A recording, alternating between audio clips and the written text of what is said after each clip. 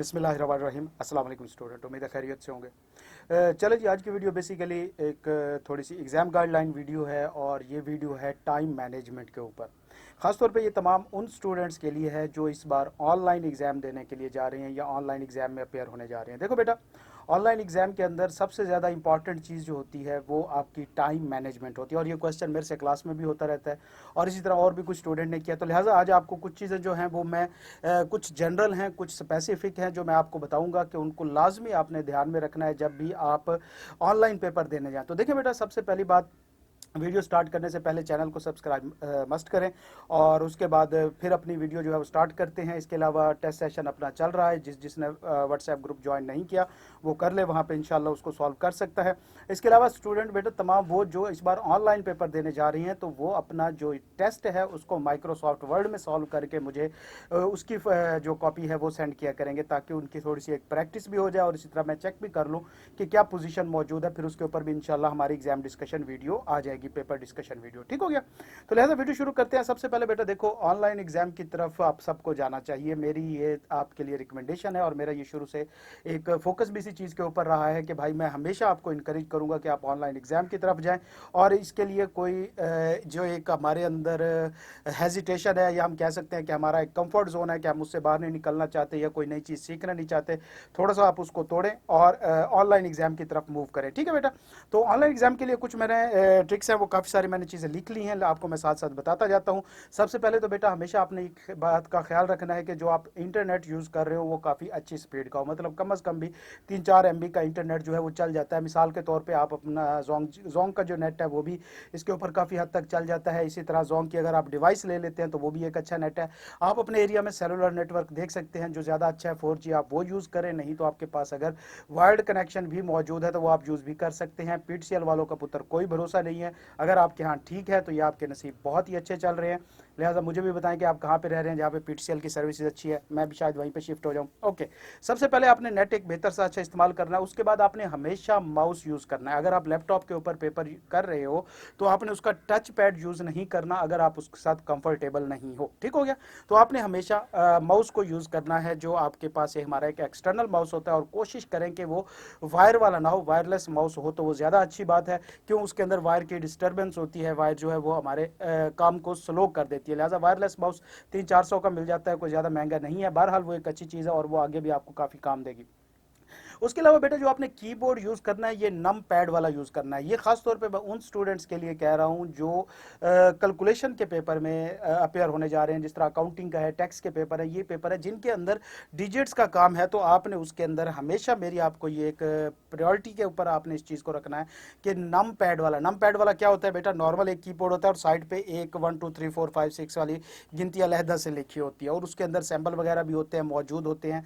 तो लिहाजा वो बहुत ज़्यादा आपका टाइम सेव करेगा बनिस्बत आप नॉर्मल लैपटॉप का या नॉर्मल जो कि कीबोर्ड होता है आप उसे यूज़ करें जिसके ऊपर 1 2 3 4 लिखा होता है, तो वो बड़ा मसला होता है वहाँ से।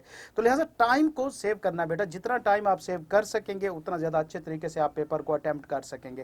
देखिए बेटा, टाइम को सेव करना सबसे ज़्यादा मैटर करेगा आपका जब आपका पेपर एंड हो जाएगा तो उसकी ड्राफ्टिंग के ऊपर।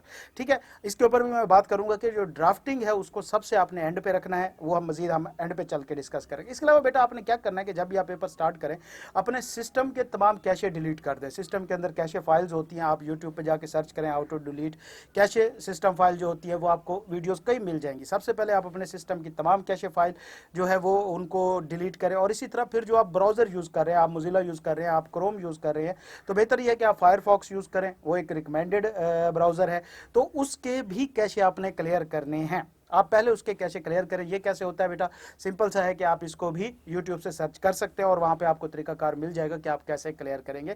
तो लिहाजा ये एक नॉर्मल फाइल होती है, इनको डिलीट कर देना चाहिए। ये जगह ले रही होती है मुफ्त की और स्पीड को स्लो कर रही होती है। ठीक हो गया? उसके बाद आपने हमेशा क्या करना है कि जब भी आप पेपर स्टार्ट करने पहले बाकी तमाम एप्लीकेशन आपने क्लोज कर देनी है अपने सिस्टम के अंदर। हमारे यहाँ पास कई एप्लीकेशन होती हैं जिस तरह टॉरेंट वगैरह, जैसे सिस्टम स्टार्ट होता है ये साथ में स्टार्ट हो जाती है, ये बहुत ज़्यादा स्पेस ले रही होती है। तो लिहाजा आपने टास्क मैनेजर ओपन करके वहाँ पे एप्लीकेशन की टैब में जाके देखना है कि जो एक्सेस एप्लीकेशन चल रही है, सिवाय जो आपका ब्राउज़र है या जो आपकी ICAP की तरफ से एप्लीकेशन आती है, उसके अलावा अगर कोई चल रही है, रनिंग में है, उसको क्लोज कर दें। ठीक है? उसके बाद अब आप चलते हैं स्पेसिफिकली पेपर के ऊपर, कि ये तो बाहर की छोटी छोटी बातें थी, आप सबको आइडिया भी होता है इसका, लेकिन फिर भी मैंने चले कहा रिमाइंड करा दे। अब पेपर के ऊपर चलते हैं, और ये आगे वाली टेक्निक सबसे इंपॉर्टेंट है। जब भी आप बेटा पेपर स्टार्ट करें ऑनलाइन में, तो आप इसको स्टडी की तरफ ना लेके जाएं। जिस तरह पहले 15 मिनट में आप कहते हैं ना कि हम पेपर पूरा पढ़ लें, आप नहीं पढ़ सकते। आपका नेट स्लो हो सकता है, सिस्टम की ब्राउजिंग स्पीड स्लो हो सकती है, next tab next tab next tab, वो करते करते आप खुद देखें कि भाई अब इसमें जो पेपर पैटर्न है, आप अगर प्रैक्टिस टेस्ट निकाल के देखें तो पार्ट ए जो होगा एक क्वेश्चन का वो अलहदा से है, पार्ट बी जो है वो नेक्स्ट टैब के ऊपर होगा। तो लिहाजा इस तरह पार्ट ए बी करके 25-30 टैब बन जाती है उसकी, तो पुत्र वो सारी टैब आपको घूमते घूमते ही सिर्फ 15 मिनट लग जाने हैं। आप पढ़ेंगे उसके अंदर क्या, तो कुछ भी नहीं पढ़ सकेंगे। लिहाजा रीडिंग टाइम के अंदर आपने रीडिंग की तरफ नहीं जाना।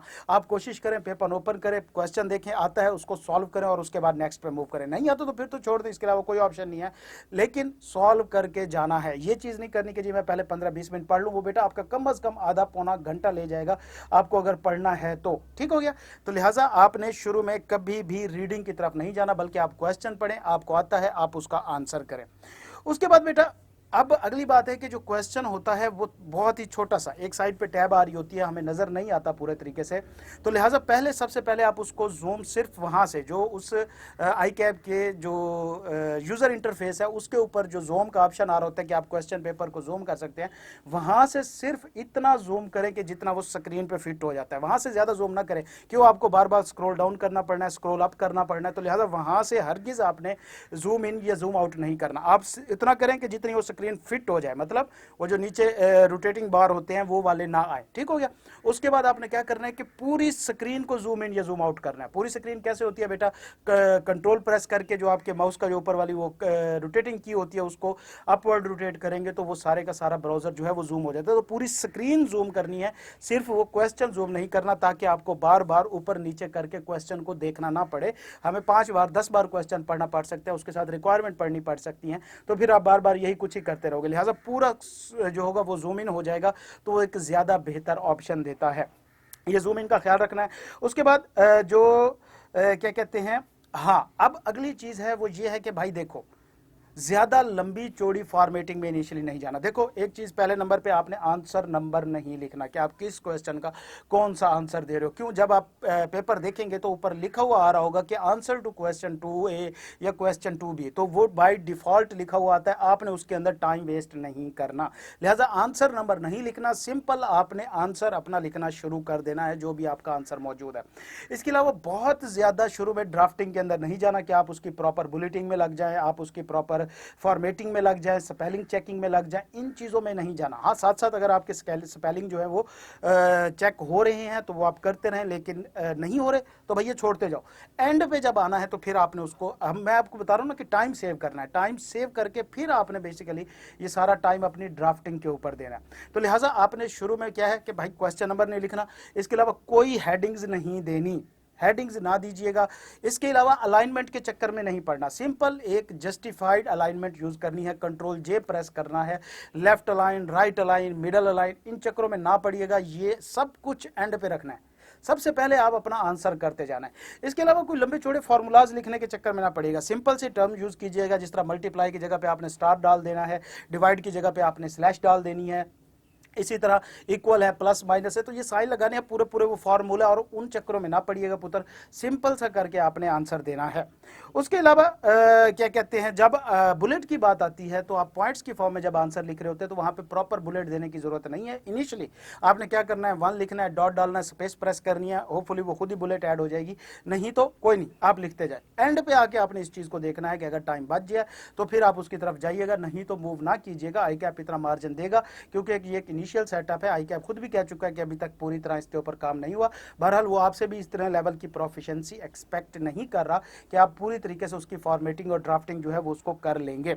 उसके बाद आपने जनाब शॉर्ट कीज यूज करनी है। शॉर्ट कीज जितना मर्जी, मिसाल के तौर पे आप एक कोई वर्ड लिख रहे थे, आपने उस स्पेलिंग को मिटाना है, आप 8-10 उसके जनाब जी अल्फ़ाबेट लिख चुके हैं, अब आपने उसको खत्म करना है, तो भाई फिर बैक स्पेस ना प्रेस करने बैठ जाना, सिंपल कंट्रोल जी प्रेस करना, पूरा वर्ड गायब हो जाएगा। तो लिहाजा अनडू और रीडू वाली साइड पे जाना। इसके अलावा copy paste, control C control V की तरफ आपने बहुत ज़्यादा जाना है, बार बार आपको आंसर की कुछ लाइंस जो है वो कॉपी पेस्ट करनी पड़ेंगी। तो लिहाजा शॉर्ट कीज जितने ज़्यादा आप यूज़ कर सकते हो, जिस तरह मैंने आपको सिंपल सी बता दी है कि भाई बुलेट डालने के लिए क्या है कि 1 डालना, डॉट डालना, स्पेस प्रेस करना, ऑटो बुलेट हो जाएगी, वो हो जाती है नॉर्मल। अगर सिस्टम का फॉल्ट हो नहीं भी हो तो परेशान नहीं होना, आपके लिए ये मोर देन इनफ है। इसके अलावा जो अलाइनमेंट होती है वो जस्टिफाइड होनी चाहिए। कंट्रोल जे प्रेस करोगे तो वो पूरा जस्टिफाइड हो जाता है। मतलब जब आप आंसर लिख रहे होते तो एक लाइन यहाँ खत्म हो रही होती है, एक यहाँ पे, एक यहाँ पे, एक यहाँ पे, एक ही पैराग्राफ की, तो आप जब कंट्रोल ए करेंगे, कंट्रोल जे करेंगे तो वो सारा जस्टिफाई हो जाएगा। इसके अलावा बेटा देखो अगला पॉइंट क्या है कि आपने जो फॉन्ट स्टाइल होता है वो ही यूज करना है जो डिफॉल्ट है। अपने फ़ॉन्ट स्टाइल को चेंज ना करना, एक शीट पे कोई और फ़ॉन्ट स्टाइल होगा, दूसरे पे दूसरा होगा, आप किसी पे चेंज करना भूल जाओगे, किसी पे नहीं करोगे तो फिर वो आधा तितर और आधा बटिया निकल जाएगा। लिहाजा जो मेरे ख्याल में कैलिबरी आ रहा होता है या एरियल आ रहा होता है, जो फॉन्ट स्टाइल आ रहा है आपने उसी में काम करना है, सारा फॉन्ट स्टाइल को चेंज नहीं करना। इस तरह क्या कहते हैं, हाँ, प्रेजेंटेशन के ऊपर शुरू में आपने कोई खास फोकस नहीं करना, सिंपल वर्डिंग यूज़ करनी है, सिंपल वर्किंग यूज़ करनी है। और इसी तरह ऐसी कोई चीज़ बच्चे नहीं लिखनी जो एक्स्ट्रा हो, सिंपल पॉइंट टू चीज़ें आपने लिखनी है। मतलब आप को बहुत लंबी चौड़ी एक्सप्लेनेशन में न जाइएगा, छोटे वर्ड, शॉर्ट लाइंस, ये कल की वीडियो में मैं बड़ी डिटेल के अंदर डिस्कस कर चुका हूं। तो ये तमाम चीज़ों को आपने ड्यूरिंग एग्जाम ख्याल रखना है। तो हम इसको थोड़ा सा समराइज करते हैं कि आप किन किन चीज़ों का ख्याल रखेंगे। आपका इंटरनेट फास्ट होना चाहिए, आपके सिस्टम के कैशे क्लियर होने चाहिए, आपके ब्राउज़र के कैशे क्लियर होने चाहिए। इसके अलावा जो ब्राउज़र यूज़ करना है तो वो फायरफॉक्स यूज़ करना है। इसके अलावा जनाब जब भी आपने पेपर ओपन करना है तो थोड़ा सा पहले क्वेश्चन को जूम इन करना है ताकि वो एक स्क्रीन के अंदर फिट बैठ जाए, और उसके बाद पूरी स्क्रीन को जूम इन करना है, सिंपल उस क्वेश्चन को जूम इन नहीं करना। इसी तरह आपने रीडिंग की तरफ नहीं जाना कि आप पूरा पेपर रीड करो और फिर उसको पढ़ो। और इसी तरह आपने जनाब जी क्या कहते हैं, हेडिंग्स वगैरह की तरफ, क्वेश्चन नंबर्स की तरफ, आंसर नंबर्स की तरफ, इन चीज़ों की तरफ नहीं जाना। शॉर्ट कीज आपने यूज़ करनी है, जस्टिफिकेशन अलाइनमेंट सिर्फ यूज़ करना, लेफ्ट राइट अलाइनमेंट के चक्कर में ना पढ़ना। हाँ, जो कैलकुलेशन का पेपर है बेटा उसमें कोशिश करना आप टेबल यूज़ करें। और टेबल में क्या होता है बेटा, एक जो कॉलम है उससे दूसरे कॉलम में शिफ्ट करने के लिए आपने टैब का बटन प्रेस करना है। हर बार माउस ना पकड़े, इधर लिखना है तो माउस क्लिक करके वो करें, फिर इधर लिखना है तो इस साइड पे आप टैब का बटन यूज कर सकते हैं, तो वो नेक्स्ट कॉलम में शिफ्ट हो जाता है ऑटो कर्सर उसका। ठीक हो गया। इसी तरह आपने डिफॉल्ट फॉन्ट स्टाइल यूज करना है, सिंपल वर्किंग यूज करनी है, और इसी तरह बहुत ज़्यादा कुछ नहीं लिखना। ठीक है।